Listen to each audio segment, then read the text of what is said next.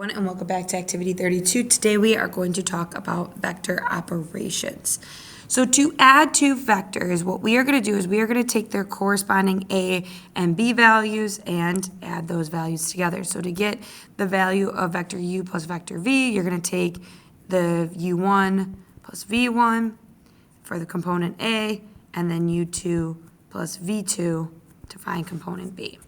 So in our first example, we're going to add up our two A values, so 2 plus -1, and then we're going to add up our two B values, 3 plus 4, to get our final component form of 2 plus -1, aka 2 minus 1 is 1, 3 plus 4 is 7. The additive inverse is when you basically negate your vector. So you will take each of your components inside A and B, and you will flip the sign of both of them. So if C is -5, 1, and I'm looking for -C, we are just going to flip those values, essentially think about distributing a negative, and we are left with 5 and -1 as opposed to -5 and 1.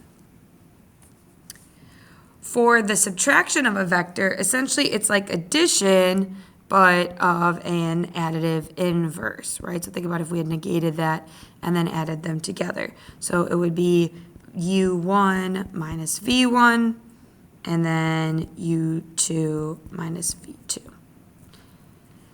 So think about it again kind of as subtracting your coordinates. So if we want vector d minus vector e, we are going to take 4 and subtract away the other a value of 1.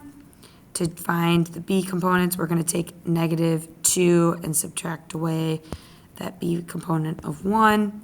And we end up with 3, -7 as our component form of our difference.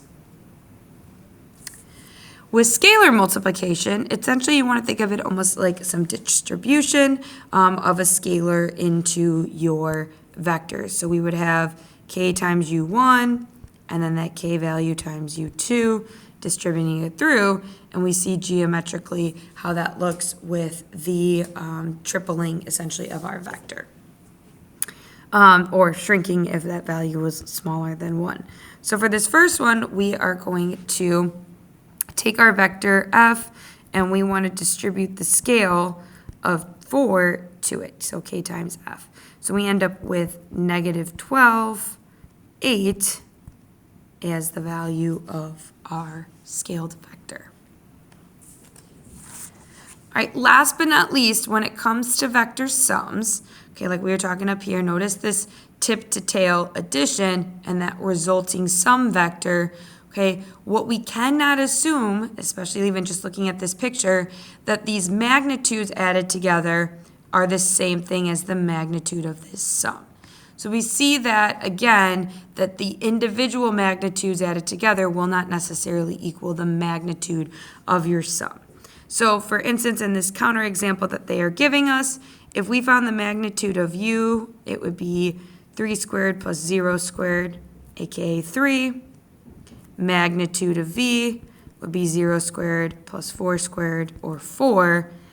Add those two, add the two vectors themselves together, we would have 3 plus 0, 0 plus 4. Our overall magnitude then is 3, 4, and our resulting magnitude value then, 3 squared plus 4 squared is 25, square root of that is 5. Now, if we added these individual vectors together, 3 plus 4 is 7. So as we can see, finding the sum and then finding its magnitude is not the same thing as finding the individual magnitudes and adding them together. Thanks, everyone, for watching. We'll work more with these in class.